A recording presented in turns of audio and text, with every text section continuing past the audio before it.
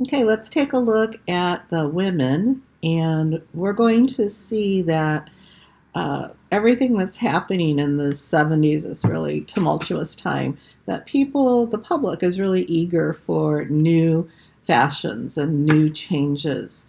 Uh, so we're going to see, just like the men, we're going to have a lot of changes. And we have the very conservative women's look for the designer wear, the haute couture, the designer brands, Halston, and so on for women over 40. And then we have the really fun looks for the youth.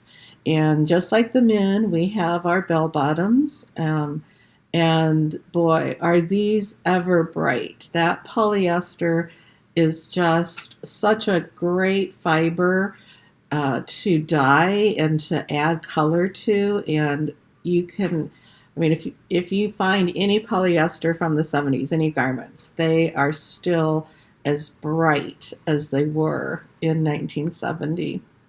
So let's take a look at some of the looks throughout this decade. So the early look is a little conservative. Kind of we see that feel from the 60s, but bright colors, again, thanks to our friend polyester and rayon.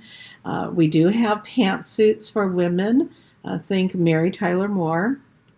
Here are some other looks. This is a very young Diane von Furstenberg and her husband, and she has those cropped pants tucked into her boots. And we also see the big lacy kind of ethnic vibe bell bottoms, even with bell bottom sleeves. Speaking of ethnic, we will still see that whole ethnic look in fashion that we saw beginning in the 60s. So those designers continue with that. Here are some pretty wild jumpsuits. We saw the men's shirts being unbuttoned. Well, so are the women's clothing. So we're seeing more skin. It's definitely more acceptable. These are two models in their jumpsuits. Here are some bell bottoms from 1971, and you can see again just the colors, and how bright fabrics could become thanks to the use of that polyester. Just like we have the wide bell bottoms, we're going to have some very short and very tight hot pants. You wore them with boots and nylons. Today we would probably call these booty shorts. 1973, here are some models, and you can see the very, very short mini skirt. And then you can see platforms, you can see the denim.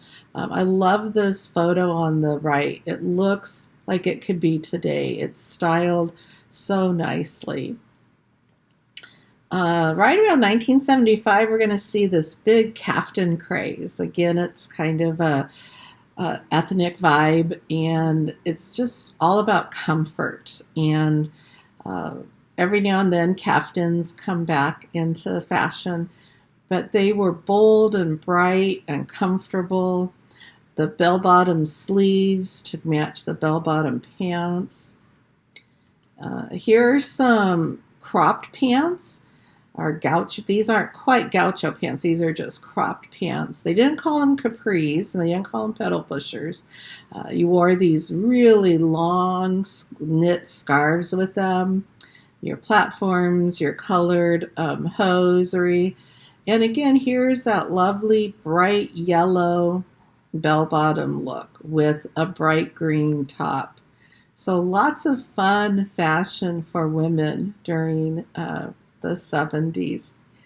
And the hairstyles were just as fun. I'll have some videos you can watch in there. This is Farrah Fawcett, and her little flip back bangs were all the rage. Everybody wanted to have the Farrah Fawcett look. And then during the Olympics, the Winter Olympics, we had a skater called Dorothy Hamill, and Vidal Sassoon cut her hair into this really kind of geometric bob, and it it was great for when she skated. You can see her little action shot over on the right. And everyone wanted a Dorothy Hamill cut. I still know some women in their late 70s that got a Dorothy Hamill cut back then, and whew, they're still clinging to it. So we have short, we have long, we have feathered, we have blunt cuts, really a wide variety of haircuts for the women. Shoes, we will echo the platforms that we had for men. So men and women are wearing platforms. I had to throw this in. I was a tennis player in the 70s, and these are my little socks that I wore with the little pom-poms to keep them up from sliding into your shoe. You have to make sure that your pom-pom matched your outfit. These are Dr. Scholl's exercise sandals, and I'll put a video for you to watch in the video section.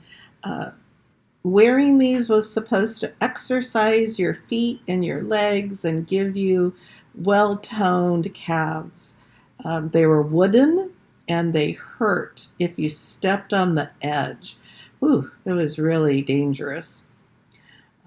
They made these in high heels called candies, and these were wooden soled shoes that were pretty painful again if you took a misstep on them, but they were kind of the opposite of the Dr. Scholl's. I don't think they exercised your calves.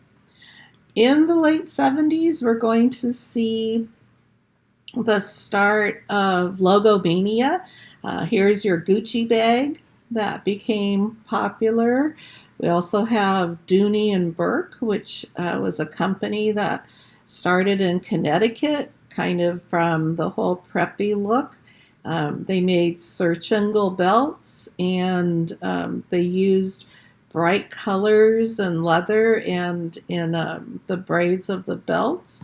Here's the circingle belt, you can see, and this is actually taken from equestrian. It's a part of a strap that you use to cinch a horse underneath or to keep a blanket in place. So they borrowed this braided kind of cotton webbed belt straps, so to speak, put some leather on either ends and started wearing them as belts and suspenders. So there's just a few of the highlights of women's wear for the 1970s.